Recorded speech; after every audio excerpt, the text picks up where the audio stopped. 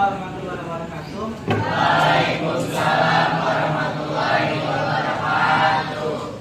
Pada kesempatan kita kali ini kita akan membuat keyakinan atau kesepakatan kelas di awal pembelajaran atau di awal semester.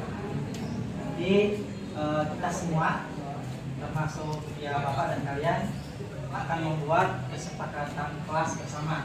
Dan nanti kesepakatan itu kita ketahui dan kita tanda tangani sehingga kita bisa laksanakan. Ketika ada sesuatu hal yang memang melanggar keyakinan, tentu ada konsekuensinya.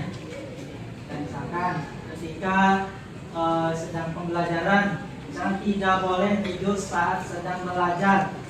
Berarti ketika ada yang tidur, nanti harus ada konsekuensinya. Nah, konsekuensinya seperti apa? Dan kita lakukan kesepakatan bersama. Kira-kira apa yang baiknya kita lakukan konsekuensinya? Misalkan yang tidur itu membuat pantun, misalkan dia semangat atau ke depan bernyanyi, misalkan itu kan kesepakatan bersama. Itu hal-hal yang nanti kita coba tulis bersama, kemudian kita sepakati dan kita tanda tangani. Nanti hasilnya kita tempel. Jadi ketika ada sesuatu hal yang memang kita melanggar keyakinan itu, ya kita tahu harus seperti apa konsekuensinya. Paham ya?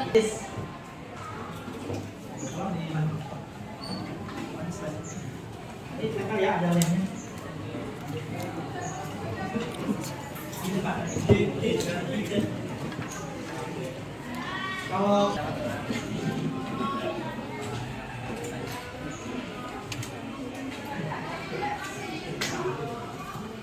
saya nggak tahu ya, inisial AS misalkan coba dibacakan. Tadi contohnya kayak yang tadi ya.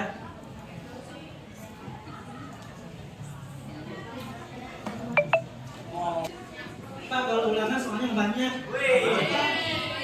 Misalkan hitung. Ya silakan yang sudah tulis ditempel di sini. Terbaris saja ya, sesuai dengan barisnya.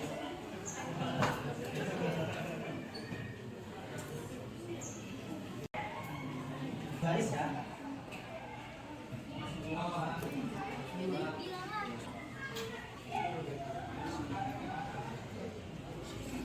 Nulis yang serius.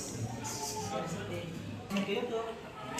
Jadi tugasnya harus dimasukkan ke YouTube.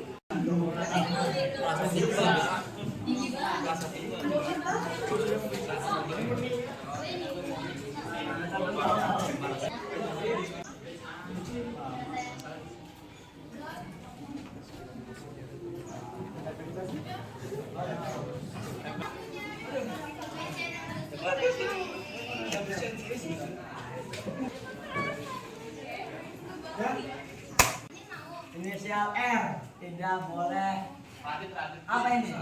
Kantin saat jam pelajaran dimulai. Tidak boleh ke kantin saat jam pelajaran dimulai. Terus apa lagi? RH ya boleh. Jangan berisik. Ulangan satu soal. Konsekuensi joget Pak. Ini hukumannya joget. Inisial CN tidak berisik, jangan terlalu toksik, tugas jangan kebanyakan, berbicara sopan pada guru. Inisial PR tidak banyak tugas kelompok dan ulangan harian tidak banyak PR. Inisial PP terbanyak game saat pembelajaran langsung agar tetap ada refresh untuk kita berpikir. Ini yang sebagian besar banyak ya, kita tulis. Yang paling banyak itu. Saat setelah masuk kelas saat pagi hari, berikan 15 menit untuk siswa sarapan pagi inisial SA. Saya ingin jangan main HP di kelas. Tidak bermain HP saat pembelajaran sedang berlangsung. Inisial R tidak boleh. Baca doang. Saya ingin agar setiap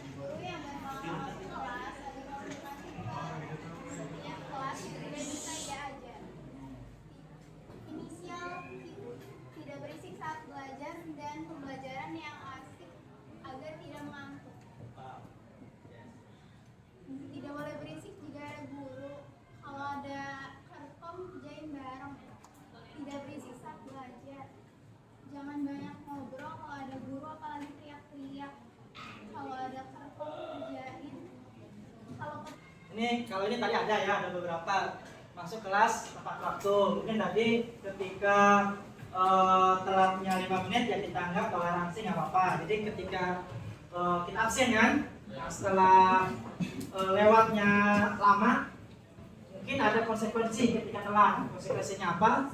Nah, kira-kira kalau yang masuknya telat, apa konsekuensi terbaik yang harus kalian lakukan? Kira-kira apa?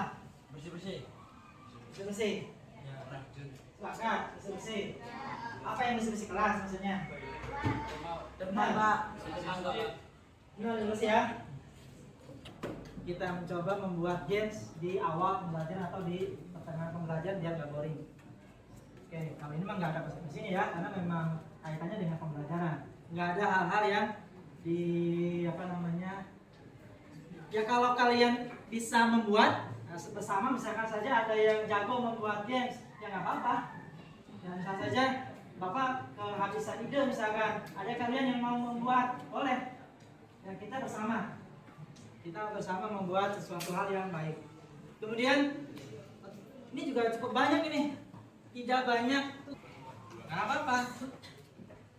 Berdiri di depan kelas.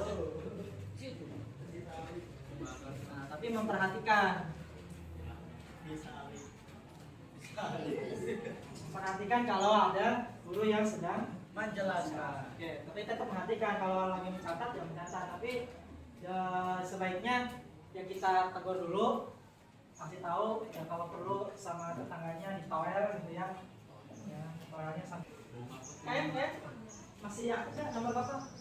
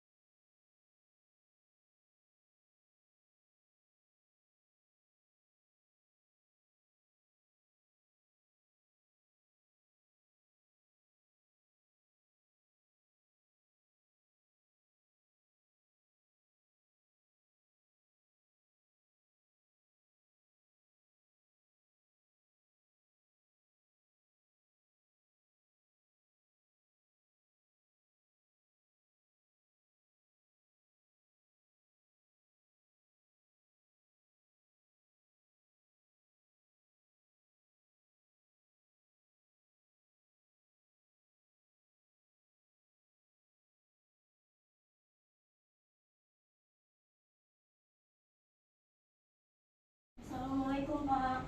Waalaikumsalam. Salam.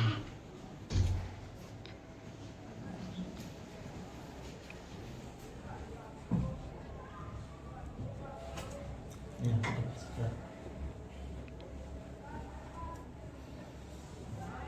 ini saya. Iya, Pak. Ini Amel.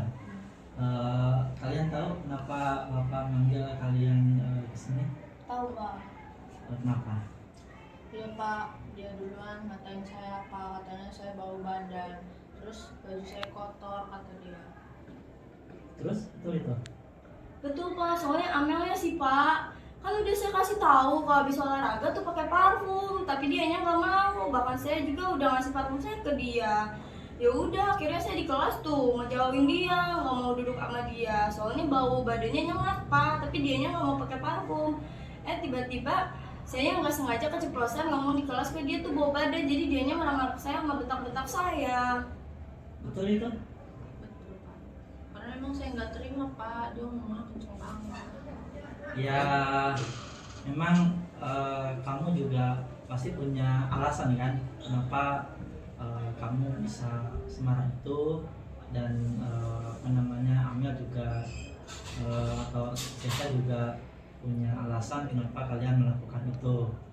Apa namanya, Bapak paham permasalahan kalian itu sepertinya apa, karena memang apa namanya, Amel yang katanya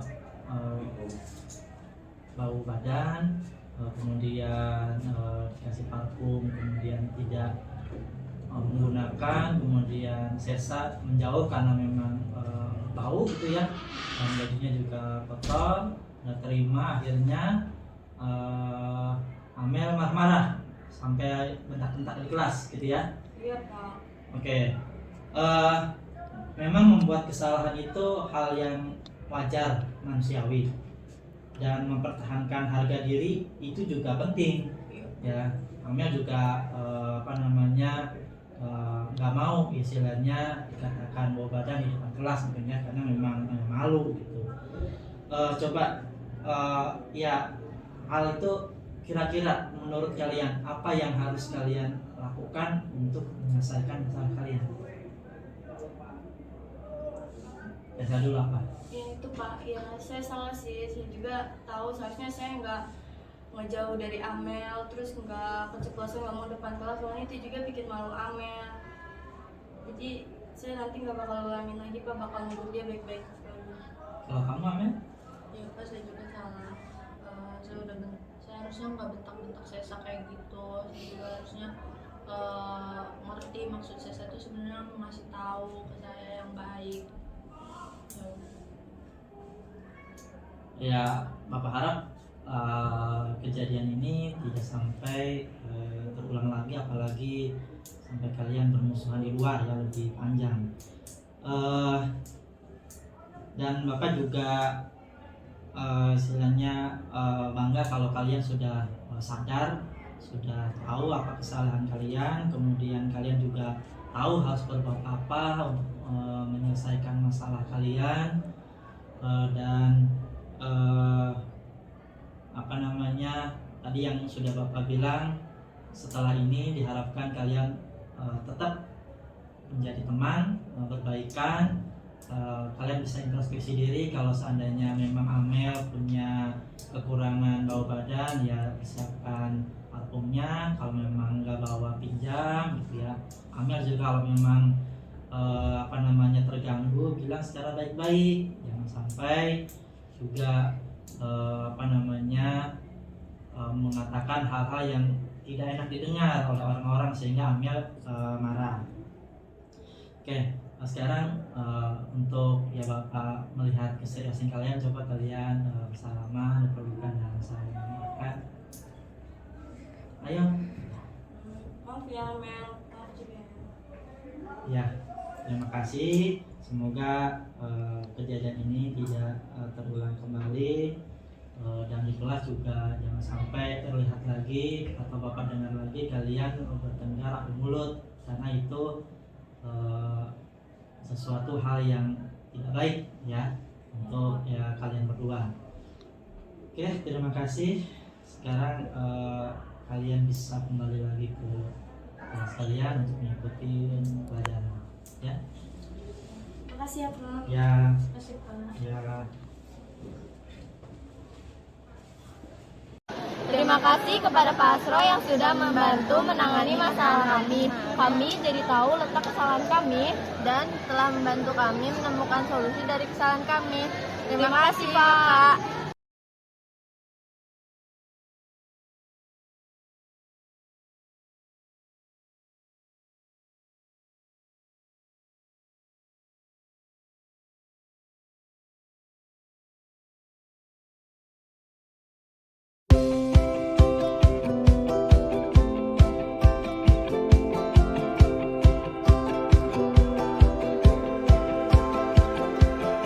Baik, Assalamualaikum warahmatullahi wabarakatuh. Yang terhormat Bapak Pimpinan, Bapak Ibu Kasek, serta Bapak Ibu Guru hebat. Pertama-tama mari kita panjatkan puji syukur kehadirat Allah Subhanahu wa taala atas berkat dan rahmatnya kita dapat berkumpul di ruang Zoom dengan keadaan sehat dan berbahagia. Salawat serta salam semoga tercurahkan kepada kekasih kita Habibina wa Syafiina wa Maulana Muhammad sallallahu alaihi wasallam.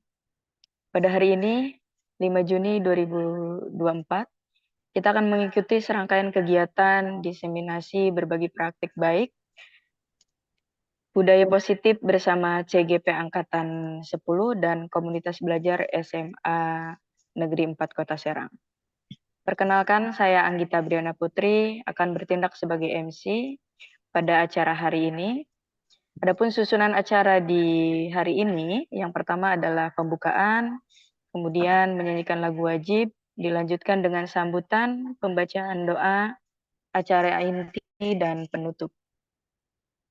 Untuk itu marilah kita sama-sama membuka acara ini dengan lafaz basmalah. Bismillahirrahmanirrahim. Memasuki agenda selanjutnya yaitu menyanyikan lagu Indonesia Raya. Hadirin dimohon untuk duduk tegak.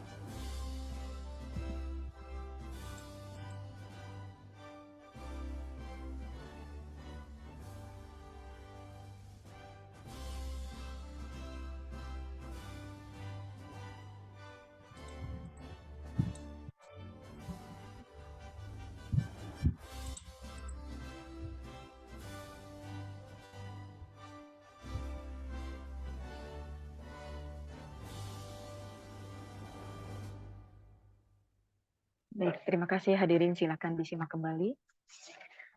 Berikutnya sambutan. Sambutan akan disampaikan oleh Bapak Kepala SMA Negeri 4 Kota Serang. Kepada yang terhormat Bapak Dr. Andes Haji Ade Suparman MPD, disilakan.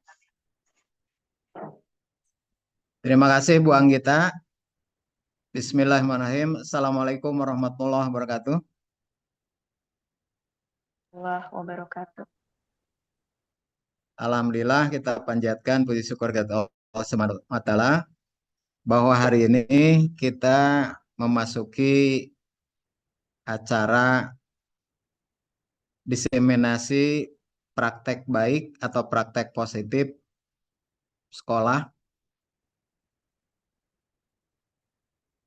yang insya Allah mudah-mudahan apa yang telah dilakukan oleh teman-teman kita bisa diadopsi oleh teman-teman yang lain. Dengan demikian, praktek positif yang sudah dilakukan di satuan pendidikan kita di SMA Negeri 4 Kota Serang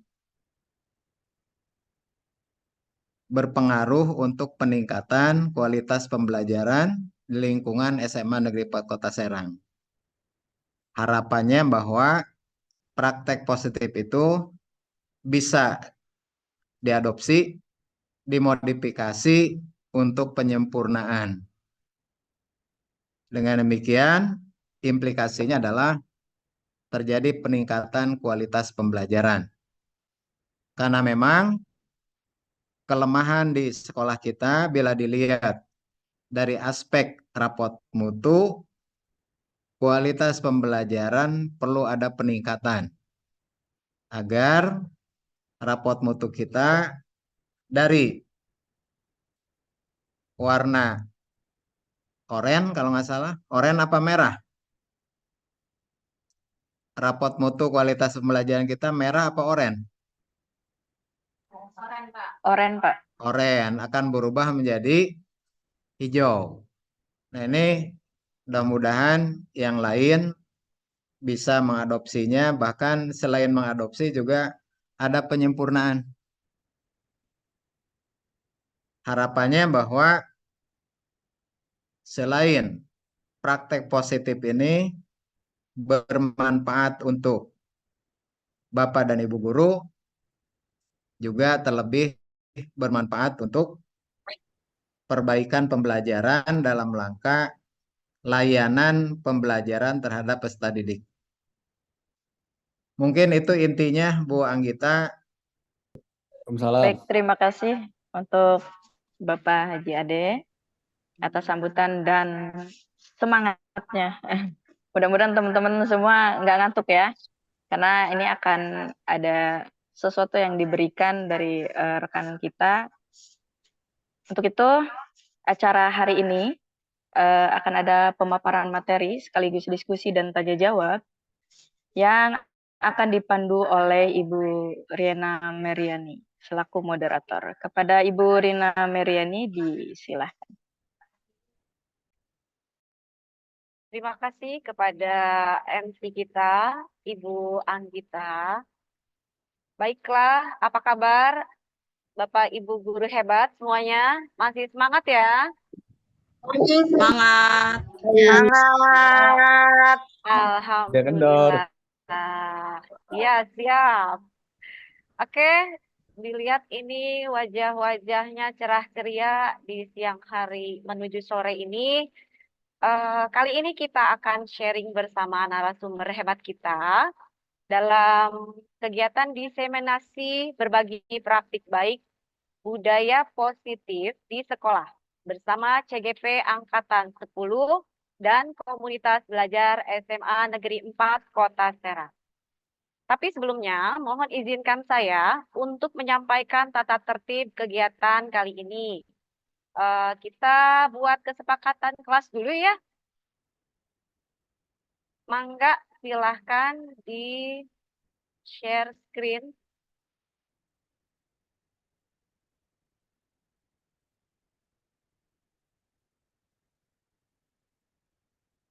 Yang pertama, tujuan pembelajaran kali ini adalah kendala di sinyal.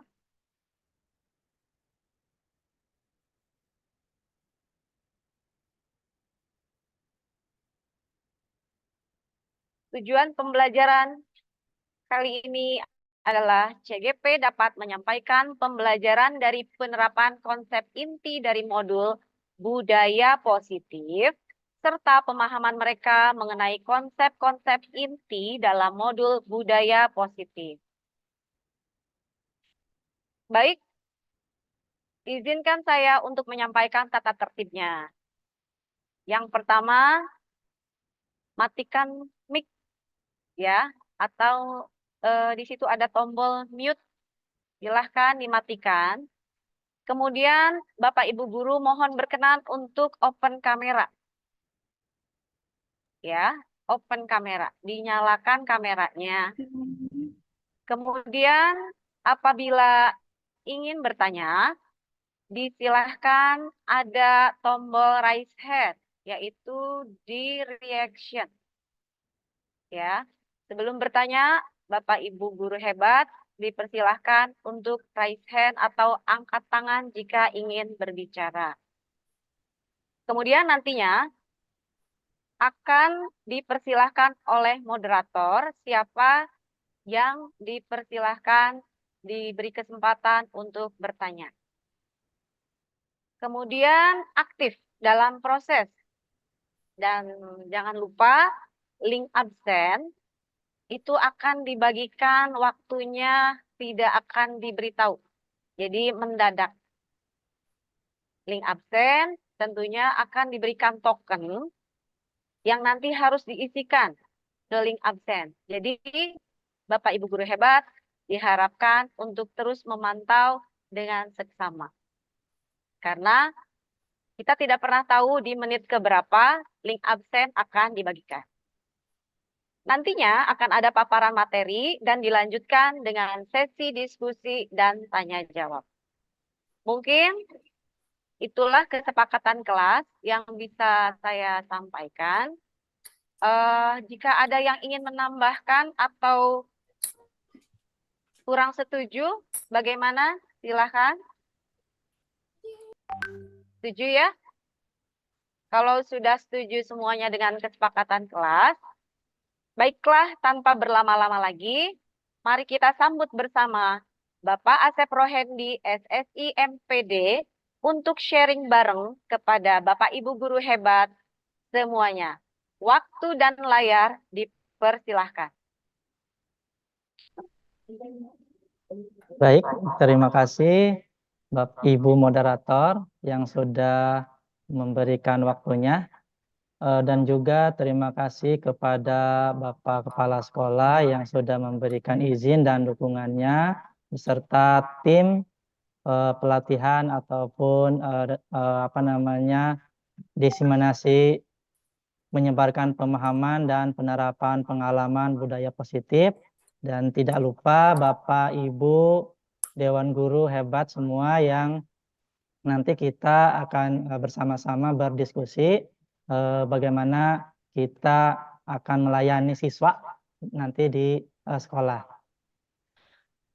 Untuk kesempatan saya kali ini adalah bukan berarti saya selaku pemberi materi bukan berarti saya hebat ataupun lebih tahu daripada Bapak Ibu, namun saya ingin berbagi ilmu yang sudah saya dapat dalam pelatihan CGP kali ini.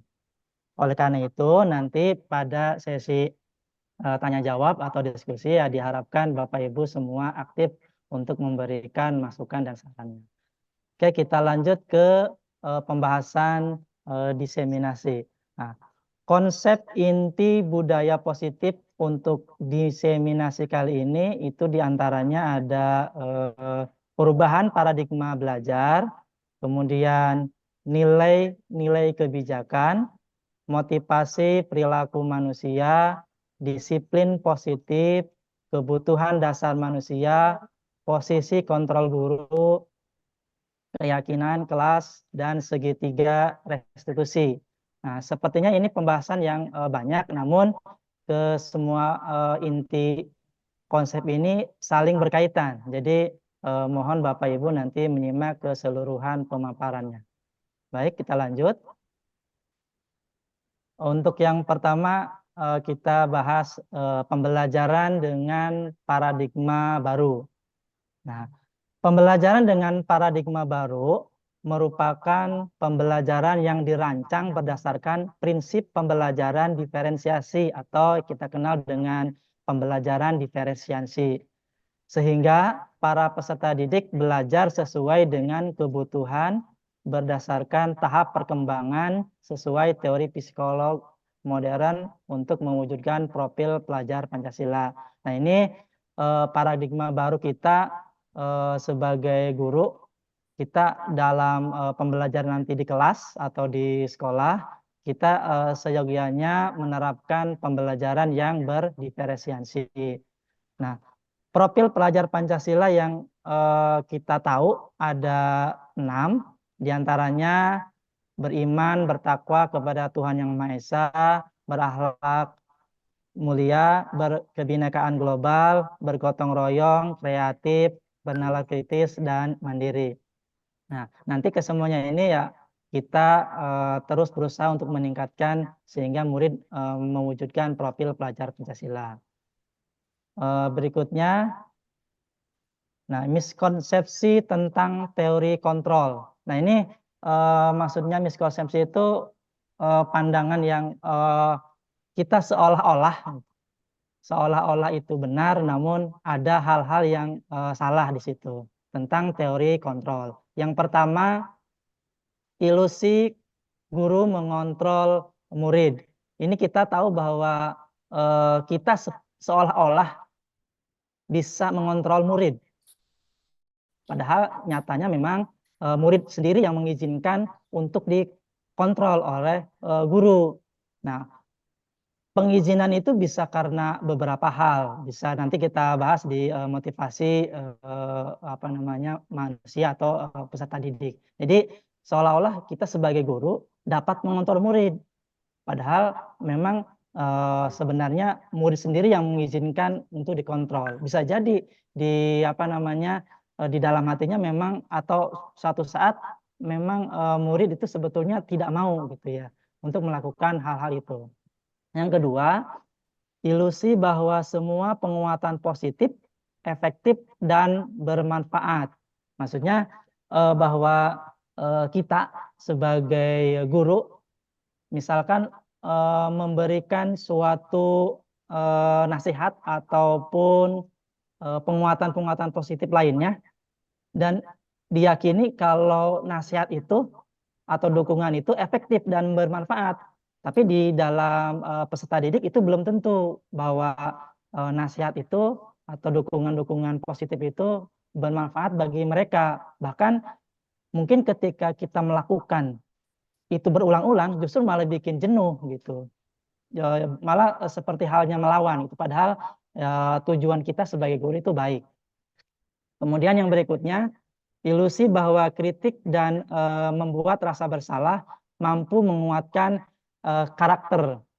Kalau tadi kan dukungan, kalau ini kritik atau membuat rasa bersalah dapat menguatkan karakter. Misalkan ada anak yang melakukan kesalahan, kemudian kita kritik, kita anggap bahwa anak itu perilaku seperti itu salah, itu bisa bikin ibu malu atau segala macam gitu ya.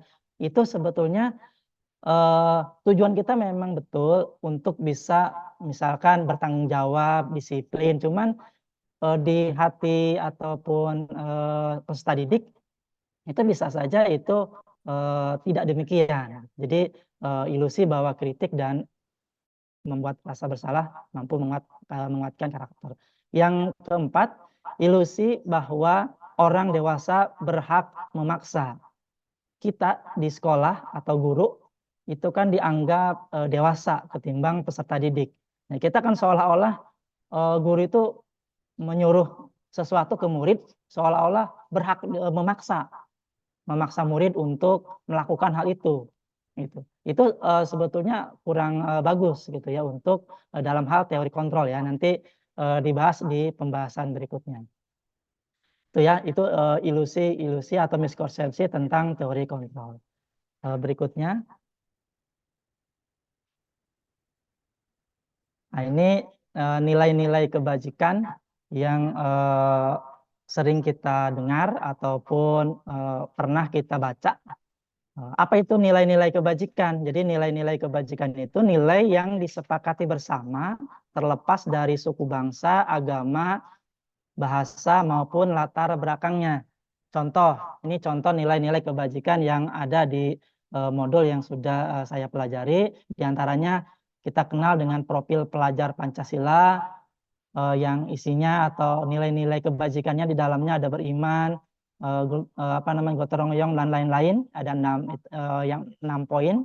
Kemudian ada IBO primary atau kita singkat dengan PYP gitu ya, IBO Primary Years Program. Ini juga memiliki nilai-nilai kebajikan tertentu. Kemudian juga ada keterampilan hidup atau life skill juga sama memiliki nilai-nilai kebajikan, dan ada beberapa nilai-nilai kebajikan dari institusi atau organisasi tertentu yang tujuannya adalah ya sebetulnya untuk menguatkan karakter dari peserta didik gitu ya, agar tertanam nilai-nilai kebajikan itu. Lanjut untuk berikutnya.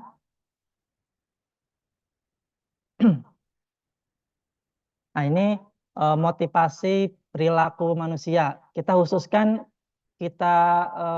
atau terutama ke peserta didik ya, walaupun kita juga sama-sama manusia atau dalam hal kita juga mengalami hal ini. Yang pertama, motivasi untuk menghindari ketidaknyamanan atau hukuman. Contoh, misalkan kita di kelas, misalkan kita awalnya kita meminta seorang siswa untuk mengerjakan soal latihan di papan tulis. Kadang kan awalnya tidak ada yang ke depan, kemudian kita menunjuk seseorang. Nah, yang ditunjuk juga kadang-kadang enggan untuk ke depan. Nah, kita memberikan semacam hukuman, misalkan kalau nggak ke depan, misalkan akan dicatat, nah atau dikasih hukuman apa gitu ya. Nah itu sehingga siswa itu datang atau mengerjakan soal ke depan. Nah itu motivasi yang timbul karena takut dihukum gitu atau adanya ketidaknyamanan. Nah, kemudian yang berikutnya untuk mendapatkan imbalan atau penghargaan orang lain. Nah, ini juga termasuk motivasi. Misalkan tadi contohnya sama, misalkan kalau ada yang bisa atau ada yang mau ke depan, ibu kasih atau bapak kasih nilai atau kasih nilai positif, misalkan di nilai harian. Itu juga salah satu motivasi bentuknya. Nah, kedua hal ini baik itu hukuman ataupun mendapatkan imbalan, keduanya merupakan motivasi yang bersifat ekstrinsik atau dari luar. Nah, sedangkan yang ketiga, motivasinya itu untuk menjadi orang yang mereka inginkan dan menghargai diri sendiri dengan nilai-nilai yang mereka percayai. Ini muncul dari intrinsik dirinya sendiri. Jadi kadang misalkan ya contohnya yang tadi, misalkan ketika seorang guru meminta salah seorang siswa untuk bisa mengerjakan soal di depan misalkan, itu tanpa ditunjuk pun ada seseorang atau ada siswa yang ke depan dan siswa itu merasa saya ke depan agar bisa belajar, kalaupun salah diajarin oleh guru atau saya akan ingin biar jadi lebih berani. Nah, itu timbul dari dirinya gitu. Jadi tidak takut karena dihukum ataupun mendapatkan nilai atau imbalan. Nah, itu adalah motivasi perilaku dari manusia atau sifat peserta didik. Lanjut. Nah, untuk berikutnya disiplin positif. Nah, disiplin itu salah satu nilai kebajikan yang tadi sudah ditampilkan, merupakan salah satu juga nilai kebajikan dan sering digembor-gemborkan terutama di sekolah menerapkan kedisiplinan itu sangat bagus. Nah, sehingga kita menerapkan disiplin positif. Apa itu disiplin positif? Nah, kita pelajari dulu dari kata disiplin, itu dari disiplina yang artinya belajar.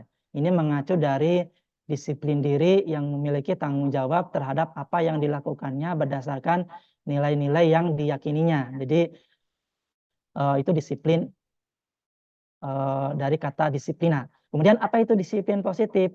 Nah, merupakan salah satu cara penerapan disiplin yang bertujuan untuk menumbuhkan kesadaran serta memberdayakan peserta didik tanpa imbalan penghargaan atau ancaman atau hukuman. Nah, ini tujuannya penerapan disiplin positif itu agar si motivasi yang tadi ketiga yang muncul dari dalam dirinya atau kita sebut motivasi intrinsik yang slide sebelumnya itu timbul gitu tanpa kita disiplin itu muncul tanpa harapan dapat imbalan ataupun ancaman. Jadi pengennya atau istilahnya bertujuan menumbuhkan kesadaran serta pemberdayaan peserta didik tanpa imbalan, reward ataupun ancaman. Nah, sebagai pendidik kita atau guru, tujuan kita adalah menciptakan peserta didik yang memiliki disiplin diri sehingga mereka berperilaku mengacu kepada nilai-nilai kebajikan universal yang tadi sudah kita bahas dan memiliki motivasi intrinsik dalam perubahan perilaku ke arah yang lebih baik. Tadi ya berkesinambungan pembahasan tadi. Kita lanjut ke pembahasan berikutnya. Nah, ini perbandingan hukuman, konsekuensi dan restitusi. Nah, kita di sekolah atau guru sering melakukan ketiga hal ini. Nah, mungkin dari kita paling sering apa? Apakah hukuman, apakah konsekuensi, atau restitusi? Nah, bagaimana cirinya atau perbandingannya? Nah, hukuman biasanya muncul tidak terencana atau tiba-tiba. Kemudian murid tidak tahu apa yang akan terjadi atau dilibatkan bersifat satu arah berupa hukuman fisik atau psikis. Misalkan biasanya misalkan di kelas ada ketika kita melakukan pembelajaran di kelas ada siswa yang memang secara tidak disengaja misalkan ngomong yang nggak bagus, yang nggak baik. Nah itu kan suatu bentuk kesalahan itu ya, kesalahan dari siswa. Nah kita kadang gitu ya langsung aja kamu nggak boleh gitu karena kamu melanggar kamu dihukum misalkan push up 10 kali misalnya. Nah itu bentuk hukuman yang tidak terencana gitu. Lain halnya dengan konsekuensi. Kalau konsekuensi biasanya direncanakan di awal atau disepakati atau sesuai dengan peraturan. Murid tetap dibuat tidak, tapi tetap murid tetap dibuat tidak nyaman. Biasanya kita melakukan ini di awal pembelajaran ya. Itu misalkan kalau tidak mengerjakan atau telat masuk, membuat kalau mau masuk jadi bikin puisi dulu di depan atau baca pantun atau segala macam gitu. Itu bentuk konsep, tapi ini disepakati di awal ya. Anak tahu gitu ketika melakukan hal itu bentuk konsekuensinya apa gitu. Walaupun tetap ada murid dibuat tidak nyaman. Kemudian restitusi bagaimana? Nah, kalau restitusi itu proses menciptakan kondisi bagi murid untuk memperbaiki kesalahan. Jadi ada sedikit penalaran kritis dari atau ada tanya jawab kepada murid, misalkan contoh ketika di siswa tadi ya melakukan hal di kelas, kita tanya dulu kenapa Anda misalkan melakukan hal itu. Jadi ada proses gitu ya, tidak langsung kita menjudgment ataupun melakukan hal itu. Kemudian proses kolaboratif yang mengajarkan murid untuk mencari solusi sendiri. Jadi lebih lengkapnya sih nanti ada pembahasan segitiga restitusi di pembahasan yang berikutnya. Ada nanti bagaimana kita penanganan terhadap siswa ketika siswa melakukan kesalahan. Apakah kita bisa bertindak sebagai penghukum, apakah kita bertindak sebagai pemantau, ataupun kita sebagai manajer. Nanti kita bahas di pembahasan nanti teori kontrol di setelah ini. Oke, terima kasih. Nanti kita lanjut ke pembahasan berikutnya.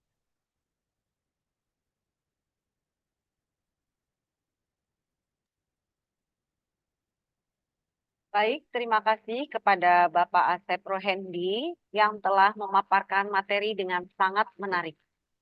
Selanjutnya kita buka sesi diskusi dan tanya jawab. Bagaimana Bapak Ibu? Pasti dari tadi sudah banyak ya yang ingin ditanyakan gitu kan. Ini apa, ini apa, ini apa. Atau mungkin sekedar ingin berdiskusi. Silahkan bagi Bapak Ibu guru hebat yang ingin bertanya untuk raise hand. Silahkan ada tombol reaction atau reaksi di bawah. Bagi yang ingin bertanya, dipersilahkan untuk raise hand.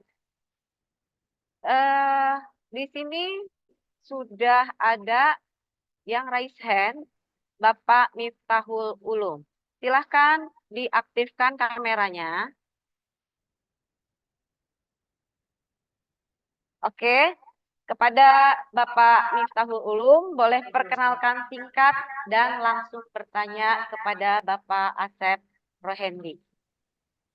Oke, terima kasih. Pembawa acara ya, MC ya, terima kasih. Perkenalkan nama saya Ulum. panjangnya Miftal Ulum, saya kebetulan mengajar di SMA 4, mengajar bahasa Indonesia. Pertanyaan simpel. Eh, Sebenarnya gini, guru-guru itu yang saya perhatikan, ya yang saya perhatikan aja ya. Banyak memang mengejas itu kalau misalkan siswa itu biasanya langsung dimarahi tanpa mendengarkan penjelasan dulu. Misalkan dia telat atau misalkan kinerja tugas atau yang lain halnya lah. Nah, itu kadang-kadang karena merasa guru, ya larinya ke ilusi tadi ya. Karena merasa guru, akhirnya dia merasa, oh saya dewasa. Gitu. Nah, hingga akhirnya orang-orang yang lain itu atau murid-murid itu, ah kamu masih kecil lah, kayak gitu. Kamu pasti salah. Gitu. Nah, itu kadang-kadang memang dilakukan oleh guru, tapi tidak semua. Gitu. Bagaimana sih, pertanyaan saya, bagaimana cara mengatasi hal demikian gitu? Kalau misalnya memang diri ini masih seperti itu gitu, supaya memang nanti lebih baik lagi, bagaimana caranya? Gitu. Mungkin itu dulu. Nanti kalau misalnya ada hal lainnya sambil apa namanya kita sambil diskusi aja gitu. Terima kasih. Assalamualaikum warahmatullahi wabarakatuh. Waalaikumsalam warahmatullahi wabarakatuh. Terima kasih kepada Bapak Miftahul Ulum. Kami tampung dulu jawabannya ya, karena di layar sudah ada penanya kedua yang sudah tidak sabar sepertinya ini. Sudah gelisah dari tadi saya lihat. Senyumnya aja udah terlihat ini. Aduh, sudah raise hand. Baiklah kepada Bapak Roshadi, silahkan perkenalkan singkat dan langsung bertanya kepada Bapak Asep Rohendi. Baik, terima kasih kepada moderator yang telah memberikan kesempatan pertanyaan. Yang ingin ditanyakan adalah di siswa kita itu kan, terutama di SMA Negeri 4 Kota Serang, itu rata-rata yang yang sekolah di SMA Negeri 4 Kota Serang adalah siswa-siswa yang tinggalnya di kampung-kampung yang. Nah, di kampung-kampung itu ternyata pendidikan di rumahnya itu kurang lah, dipandang kurang gitu ya. Pendidikan di rumahnya dipandang kurang, pendidikan moralnya, adabnya dan sebagainya ya. Kemudian ketika mereka datang ke sekolah, terutama di kelas, mereka membawa tradisi akhlaknya yang ada di rumah itu. Nah, pertanyaan saya, bagaimana sih cara terbaik, terutama bagi guru menghadapi kebiasaan mereka, kebiasaan siswa, yang mana misalnya dia di rumah suka main game gitu kan. Kemudian tradisi main game itu dibawa ke sekolah, dibawa di kelas. Kemudian membawa tradisi yang nggak baik gitu ya. Di samping itu juga banyak siswa tidak hanya main game ya, tapi misalnya yang menunjuk kepada guru ketika ada guru masuk, kemudian tiba-tiba dia kakinya di atas meja. Nah, itu seperti apa kira-kira edukasi yang memang perlu kita lakukan gitu kepada siswa. Belum lagi misalnya siswa yang memang dia kalau di kelas di jam-jam apa ya, jam-jam siang itu kadang suka tidur gitu tuh. Bahkan ada beberapa yang memang apa ya, hampir tiap hari tidur gitu di kelas. Nah, kira-kira seperti apa sih tindakan yang perlu kita lakukan? Apakah lapor ke BK, apakah gimana gitu ya? Oke, demikian yang dapat kami tanyakan gitu. Baik, terima kasih. Terima kasih kepada Bapak Rosadi yang pertanyaannya juga cukup greget ya, mungkin berdasarkan pengalaman. Mohon maaf, dalam sesi ini kita batasi dulu untuk 2 pertanyaan ya, langsung dijawab oleh Bapak Asep Rohendi. Khawatir nantinya lupa. Mungkin Pak Asep Rohendi juga sudah tidak sabar, sudah greget ingin menjawab. Baik, kepada Bapak Asep Rohendi, waktu dan layar dipersilahkan. Terima kasih. Tadi pertanyaan pertama dari Bapak Ulum ya, terkait tentang kalau tidak salah sebagian besar guru ketika menindaklanjut siswa yang melakukan kesalahan itu langsung dihukum. Itu ya, betul ya, kalau nggak salah seperti itu. Eh, kita di bahasan ini kita pelajari ada 5 posisi kontrol guru. Ada 5 posisi kontrol guru. Nah, kalau ada guru yang melakukan hal seperti itu, berarti posisi gurunya ada di posisi kontrol penghukum. Nanti ada 5 posisi kontrol guru. Yang pertama itu penghukum, pembuat rasa bersalah, pemantau, sebagai teman, ataupun sebagai manajer.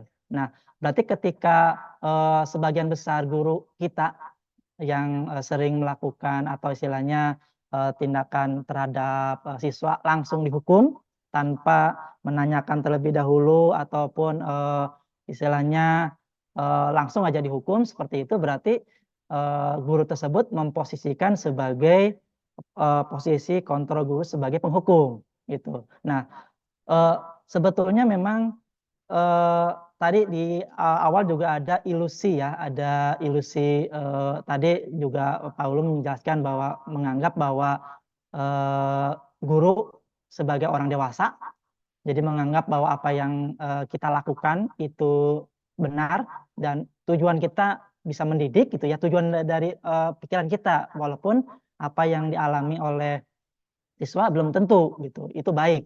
Bahkan itu justru apa namanya menurunkan semangat, menurunkan motivasi, bahkan benci ke kita gitu ketika posisi kontrol guru kita sebagai penghukum. Nah, dari sebaiknya nanti sebaiknya kita memposisikan guru, kita sama-sama belajar ya, kita sama-sama belajar memposisikan guru sebagai manajer. Jadi bagaimana kita menangani siswa, misalkan kita panggil dulu, kita follow up dulu, kita tanyakan dulu, karena setiap siswa pasti punya alasan melakukan kesalahan. Nah, kita telusuri dulu kesalahannya apa.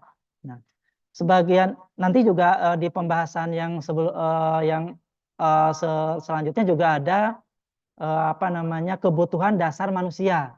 Ada beberapa hal kebutuhan dasar manusia. Mungkin saja ada salah satu kebutuhan dasar manusia yang tidak terpenuhi sehingga si siswa itu melakukan kesalahan. Nah, kita harus tahu dulu. Kemudian tanyakan dulu. Kalau bisa minta apa namanya kira-kira solusi dari untuk menyelesaikannya itu dari anaknya dulu. Kalau seandainya memang itu tidak memungkinkan ya kita terus apa namanya bahwa anak itu bisa memperbaiki dirinya sendiri. Jadi timbul kesadaran dari dirinya gitu. Jadi diharapkan seperti itu ya. Jadi kesimpulannya bahwa kalau sebagian besar mungkin guru-guru yang ada di SMA 4 lebih memposisikan diri sebagai kontrol guru sebagai penghukum, bukan sebagai posisi kontrol guru yang lainnya gitu. Ada juga yang memang sebagai guru misalkan sebagai teman. Kadang kan ada guru kita juga kalau ada siswa yang melakukan kesalahan, kadang-kadang kita diajak ngobrol gitu ya, si siswa itu kenapa sih kayak gitu, dia seperti halnya layaknya teman gitu. Itu ada, bisa seperti itu, ada gitu ya guru kita yang melakukan seperti itu. Cuman ya tadi itu seringnya memang kita juga tahu diri dan sering lihat sebagian besar memang ketika melakukan kesalahan langsung aja dihukum gitu ya, biar cepat beres mungkin ya. Ya itu berarti ada posisi kontrol gurunya sebagai penghukum. Mungkin seperti itu Bapak Ulum. Kalau mungkin belum jelas kita diskusi bersama, kira-kira dari Bapak Ibu ada yang bisa menambahkan mungkin, silakan. Atau cukup? Baik, bagaimana Bapak Ulum? Dirasa sudah cukup jelas jawaban dari Bapak Asep Rohendi. Jika memang masih ada yang mengganjal, boleh diskusi di belakang layar. Oh, di belakang layar ya Bu ya. Ya. Oke, Bagaimana? oke. Tidak? Sebenarnya lebih kepada itu yang diperbaiki berarti harus gurunya ya gitu ya. Untuk supaya menjalankan sistem pendidikan yang lebih baik lagi gitu ya. Betul, seperti jawaban Bapak Asep Rohendi tadi, sebagai guru, yuk mari sama-sama kita belajar. Memposisikan bukan sebagai penghukum. Ya, saya Oke? sepakat itu. Sepakat? Mari kita belajar bersama. Kita lanjut ke pertanyaan kedua dari Bapak Rosadi. Silahkan Bapak Asep Rohendi untuk menjawab. Pertanyaan kedua Bapak Rosadi itu tadi agak lupa sedikit terkait Bisa dengan saya bantu? boleh. Iya, dengan kasus yang sudah dicontohkan tadi oleh Bapak Rosadi, beliau bertanya, tindakan apa yang harus dilakukan oleh kita sebagai guru dalam menanggapi permasalahan-permasalahan yang ditemukan pada siswa. Seperti misalnya tidur di kelas, membawa budaya yang kurang baik dari rumah ke sekolah. Untuk menyelesaikan permasalahan-permasalahan siswa, tadi sebetulnya sudah disinggung sedikit, ada kita teori segitiga restitusi. Bisa ditampilkan nggak segitiga restitusi? Nah, ada segitiga restitusi itu bagaimana cara penanganan kita sebagai guru yang paling belakang. Kita sebagai guru menangani siswa itu ada apa namanya caranya gitu ya. Dan kita juga terus berusaha, termasuk saya, bisa nggak kita gitu memposisikan sebagai kontrol guru manajer gitu. Yang ini yang sesi 3 segitiga restitusi. Nanti ntar ya saya akan tunjukkan segitiga restitusi. Itu salah satu cara ya, cara yang mungkin baik yang harus kita lakukan bersama. Kita sama-sama belajar. Ya saya juga belum tentu bisa gitu. Nah ini diperbesar, bisa diperbesar.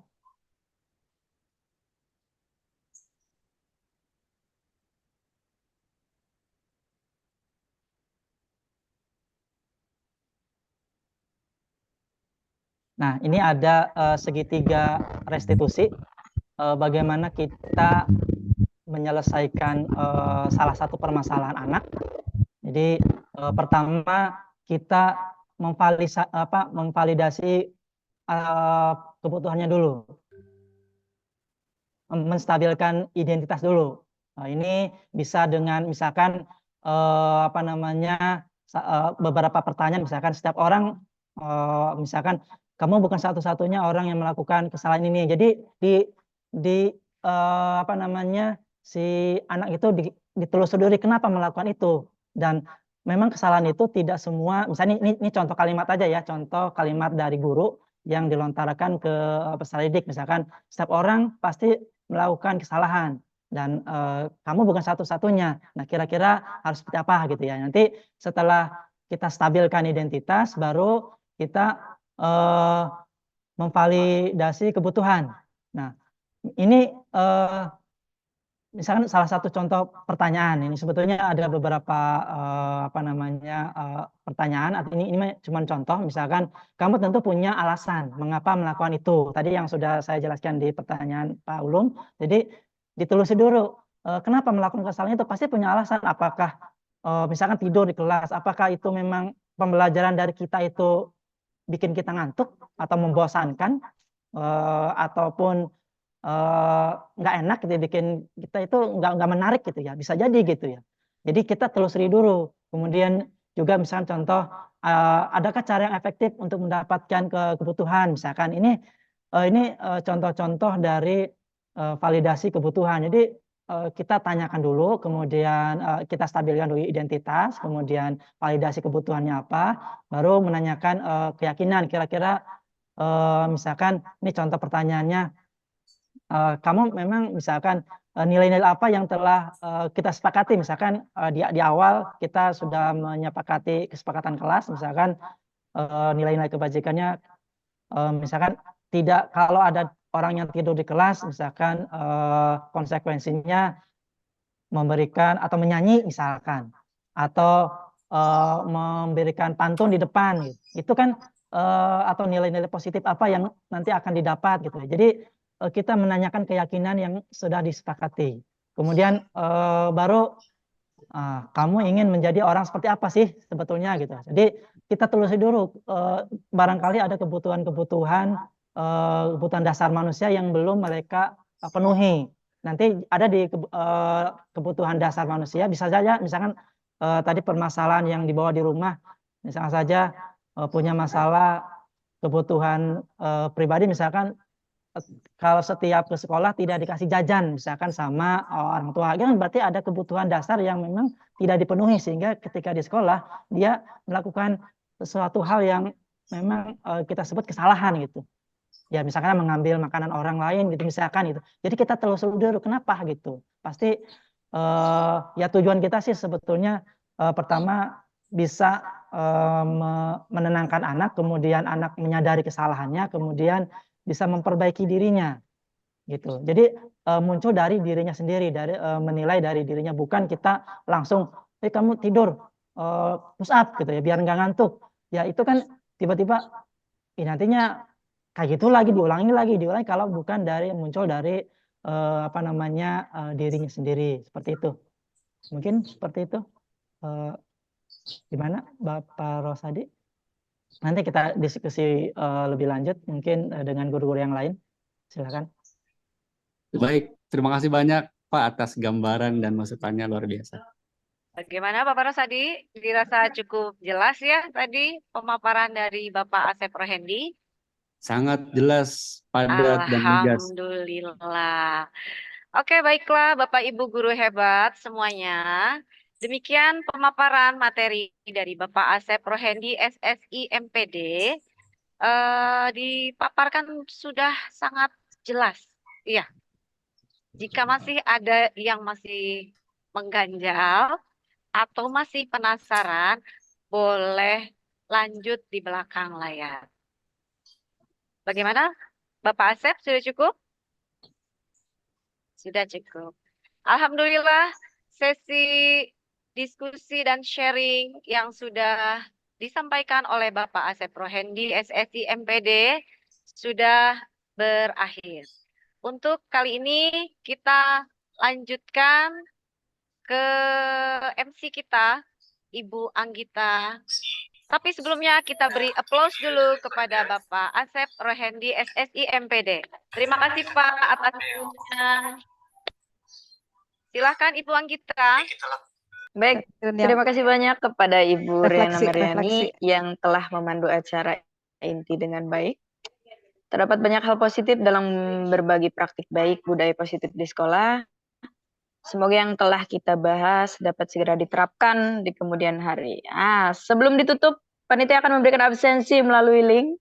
Jadi mohon diisi nama dengan benar agar nanti di sertifikat juga dapat ditulis dengan baik dan benar ya. Para hadirin yang terhormat, ini telah sampailah kita di penghujung acara. Semoga ilmu yang kita dapatkan hari ini bisa membawa berkah dan menjadi jalan kebaikan untuk kita semua. Ada closing statement sebelum saya tutup, bahwa ilmu itu didapat dengan mempelajari. Keberkahan itu didapat dengan melayani, dan kemanfaatan itu dihasilkan dengan menaati. Masya Baik, terima Allah. kasih Bapak Ibu guru hebat. Beri tepuk tangan untuk kita semua. Oke, saya Anggita Briana Putri, mohon maaf apabila ada salah kata dan perilaku yang kurang berkenan dalam memadu acara hari ini. Tapi Bapak Ibu, ini hal yang tidak bisa kita lewatkan di mana-mana. Biasanya kalau dalam acara itu harus ada foto bersama, ya. Oke, on cam semuanya. Jangan lupa tampilkan senyum terindah.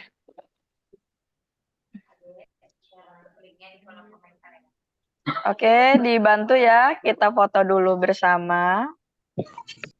Oke, dibantu. Bentar ya, ini luar biasa banyak banget. Saya akan foto kembali. 1, 2. Slide selanjutnya.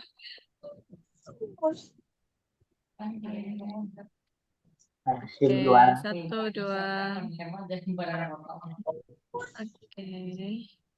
Oke, masih ada yang belum, Bu Cynthia? Siapa? Mana ya?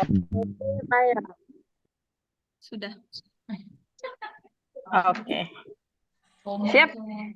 Oke, boleh absensinya diisi juga ya Bapak Ibu. Boleh Bu Cynthia dibantu link absensinya. Ini karena tadi pemaparannya cukup menarik sampai lupa ya. Absensi harusnya di share tadi di tengah-tengah Bu Cynthia. Nah, ini tokennya. 3YXJBO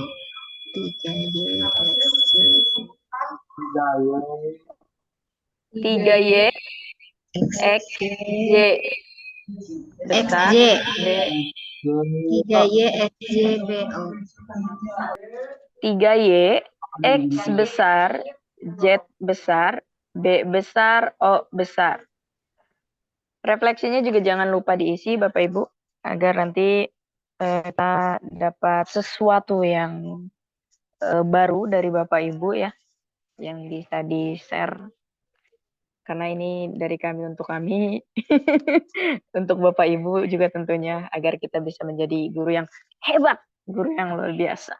Baik, itu saja Bapak Ibu. Sekali lagi saya ucapkan terima kasih banyak untuk Bapak Ibu dengan penuh semangatnya di siang menuju sore hari ini. Saya Anggita Briana Putri, mohon maaf apabila ada salah kata dan perilaku yang kurang berkenan dalam memandu acara hari ini. Terima kasih, saya pamit. Wabillahi taufiq wal hidayah, wal aku minkum. Wassalamualaikum warahmatullahi wabarakatuh. Waalaikumsalam warahmatullahi wabarakatuh. Assalamualaikum warahmatullahi wabarakatuh. Izin live. Izin lab.